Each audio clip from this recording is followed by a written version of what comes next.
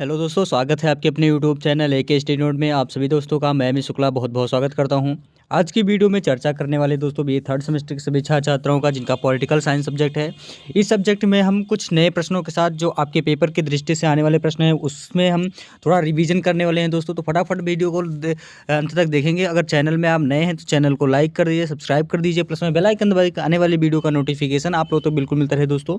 और सबसे बड़ी बात दोस्तों आज के इस वीडियो से ये होगा कि किस तरीके से प्रश्न आपके पेपर में आने वाले हैं और कैसे हमें तैयारी करने हैं, रिवीजन किस तरीके से करने हैं। तो रिवीजन वाले प्रश्न हम आपके बीच में लेके आते रहते हैं। हाल ही में हमने इससे पहले बहुत सारे आपको मॉडल पेपर भी सॉल्व कराए हैं, बहुत सारे आपको क्वेश्चंस भी सॉल्व कराए हैं, बट यहाँ पे हम रिवीजन की क्लासेस ज़रूर देते रहते हैं क्योंकि पेपर में किस तरीके से प्रश्न आने की संभावनाएं होते हैं। इंपॉर्टेंट मोस्ट इंपॉर्टेंट क्या होता है, कभी आपके सेक्शन सी में पूछ लिया जाता है, कभी सेक्शन बी में पूछ लिया जाता है, कभी के सेक्शन ए में। तो इस तरीके से जो प्रश्न पूछे जाने वाले होते हैं कि किसी भी सेक्शन से आपको ये प्रश्न उठ सकते हैं। तो आने की ही सबसे बड़ी बात दोस्तों ये होता है कि आने वाले जो विगत मॉडल पेपर होते हैं, मॉडल पेपर से हम तैयार करते हैं, तो सारे आपके जो मटेरियल हैं वो मैं आपको प्रोवाइड कराते रहता हूँ। दोस्तों आइए बात करते हैं क्वेश्चंस की। जी हाँ दोस्तों, कुछ इस तरीके से आपका प्रश्न दिया जाएगा। इसमें दिया जाएगा कि भारतीय संविधान में 74वें संविधान संशोधन पर प्रकाश डालिए। बहुत ही मोस्ट इंपॉर्टेंट है और वेरी इंपॉर्टेंट क्वेश्चन है ये। तो आप लोगों को ये प्रश्न अगर देखा जाए तो आपको सेक्शन से भी पूछा जाएगा और सेक्शन बी में भी पूछा जाएगा। तो सब जो 74वें संविधान संशोधन हुआ है उसके बारे में आपको लिखना है कि जो भारतीय संविधान में हमारा 74वां संविधान संशोधन हुआ है वो किस अकॉर्डिंग हुआ है, किसके द्वारा हुआ है और इसका जो मूल प्रक्रिया है उसको यहाँ पे हमें समझना है। तो दोस्तों लिखना किस तरीके से है ये भी आपको पता चल जाएगा और कितना लिखना है ये भी आपको क्लियर हो जाएगा। तो ये आपको सेक्शन सी का प्रश्न है, हम आपको आपके बीच में लेके आए हैं, जो आपको कटऑफ करके लेके आए हैं। अब जैसे यहाँ पे आपका देखिए भारतीय संविधान में संशोधन से अभिप्राय होता है। तो सबसे पहले संविधान में संशोधन के बारे में पढ़ेंगे हम। तो संविधान में संशोधन से अभिप्राय संविधान में निर्धारित प्रक्रिया के अनुसार किया गया परिवर्तन है। मतलब कहने का मतलब ये बताएगा कि जो संविधान की निर्धारित प्रक्रिया है उसके अनुसार उसमें जो हम परिवर्तन करते हैं उसी को हम संविधान संशोधन कहते हैं। या इस परिवर्तन के द्वारा संविधान में कुछ जोड़ा जाए या संविधान में कुछ समाप्त किया जाए अथवा संविधान की व्यवस्थाओं में परिवर्तन किया जाता है। प्रायः समस्त संविधानों में संविधान निर्माता यह निर्देश देते हैं कि आवश्यकता के साथ संविधान में परिवर्तन किस प्रकार किया जाएगा। यानी कहने का मतलब है कि हमें संविधान को और मजबूत और नए दौर के की तौर दृष्टि से हमें उसमें क्या कमियां हैं, अगर कमियां हैं तो उसको दूर करेंगे, अगर इसमें हमें कुछ ज़्यादा द्वेष मिल रहा है तो उसको भी हम कंप्लीट करेंगे। तो यही होता है संविधान संशोधन। अब आता है भारत में संविधान संशोधन। भारत में किस तरीके से संविधान संशोधन होता है आइए हम यहाँ पे पढ़ते हैं। तो सबसे मुख्य टॉपिक ये बताया गया है कि भारत का संविधान ना तो इंग्लैंड के संविधान की भांति लचीला है और ना ही अमेरिका के संविधान की तरह क्या है, कठोर है।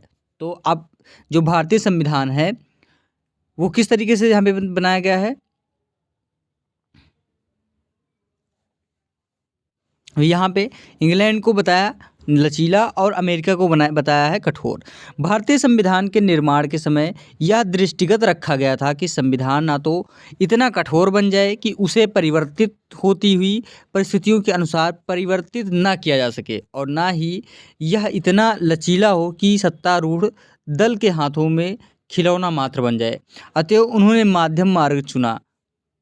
क्या चुना उन्होंने? मध्यम मार्ग। ना तो वो लचीला होगा और ना ही वो कठोर होगा। तो इस तरीके से संविधान की धारा 368 के अनुसार जो संविधान की धारा बताई गई है आईपीसी धारा, वो अनुसार संविधान में परिवर्तन की 3 विधियों में किया जा सकता है। कौन कौन से? बहुत ही मोस्ट इंपॉर्टेंट दोस्तों, पढ़ने के लिए आपको केवल टाइम होना चाहिए और इस तरीके से क्वेश्चंस आपके पेपर में पूछा जाता है। दोस्तों वीडियो अच्छी लग रही हो ज़रूर लाइक करें, चैनल को सब्सक्राइब करना बिल्कुल ना भूलें और एक दूसरे को वीडियो को ज़रूर शेयर कर दें दोस्तों। और अच्छे से पढ़ने का हम प्रयास भी करते रहेंगे।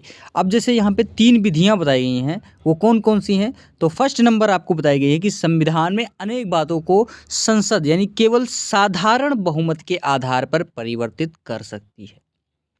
अब जैसे उदाहरण के लिए संसद राष्ट्रपति के सुझाव पर 2 अथवा 2 से अधिक राज्यों की सीमा में परिवर्तन कर सकती है तथा नवीन राज्य की स्थापना कर सकती है अथवा उसके नाम को परिवर्तित कर सकती है। वह किसी भी राज्य को घटा सकती है। संसद केंद्र तथा राज्यों के लिए किसी भी प्रकार सम्मिलित यानी अखिल भारतीय सेवा की उत्पत्ति कर सकती है।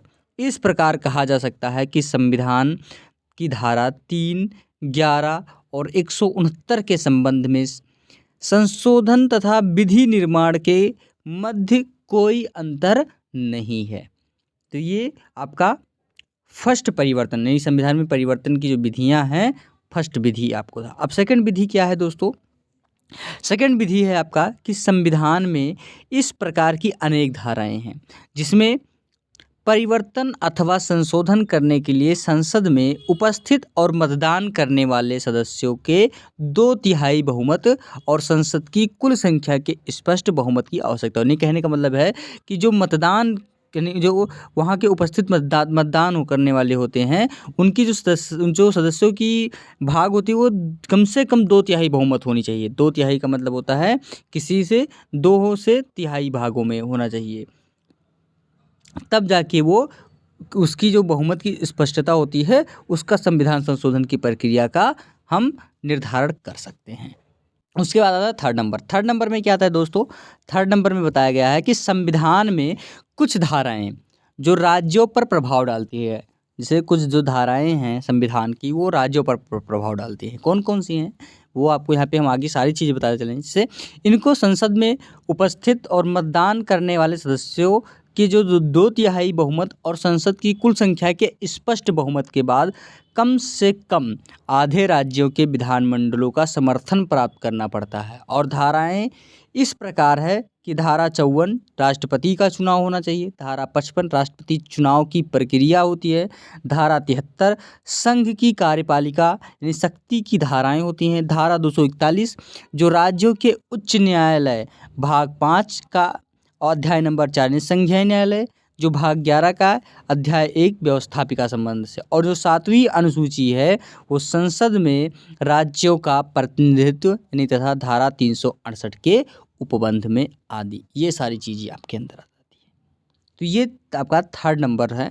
जो संविधान की कुछ धाराएं जो हैं ये आपके जो विधियां हैं थे जो आपके संविधान निर्माण की विधियां हैं संशोधन में। अब आता है कि भारत में संविधान में परिवर्तन करने के अधिकार केवल संसद को प्राप्त है और संशोधन के लिए किसी अन्य संस्था के संगठन की आवश्यकता नहीं है। राज्यों के विधानमंडल संशोधन संबंधी विधेयक प्रस्तुत नहीं कर सकते।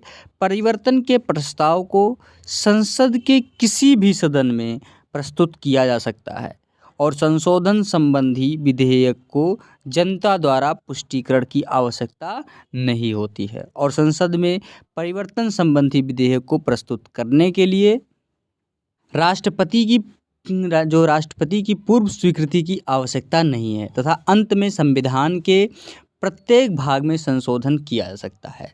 संविधान संशोधन और संविधान सभा का विचार गोलकनाथ विवाद में निर्णय देते हुए सर्वोच्च न्यायालय ने अभिमत प्रकट किया है कि संविधान में संशोधन के लिए संविधान सभा बुलानी पड़ेगी। मुख्य न्यायाधीश के सुब्बा राव ने अपने एक भाषण में स्पष्ट कहा है, यदि संसद में मूल अधिकारों को छीनना या कम करना चाहती है तो उससे जनता की सहायता से नई संविधान सभा का गठन करना चाहिए और संसद की असीम शक्तियां प्राप्त हैं और इस अधिकार के तहत कानून बनाकर संविधान सभा का निर्माण किया जा सकता है। यदि संसद स्वयं को संविधान सभा के रूप में परिवर्तित करती है तो अवैध कार्य होगा, क्योंकि ऐसा कार्य करने वाले हेतु उसने जनता से सत्ता यानी कि जो सत्ता यानी मैंडेट होता है उसे प्राप्त नहीं की है, यानी कि जो जनता से मैंडेट होता है वो अभी प्राप्त नहीं की है। तो ये संविधान संशोधन पे विचार किया गया है। दूसरी तरफ कुछ लोगों का विचार है कि संविधान में परिवर्तन के लिए संविधान सभा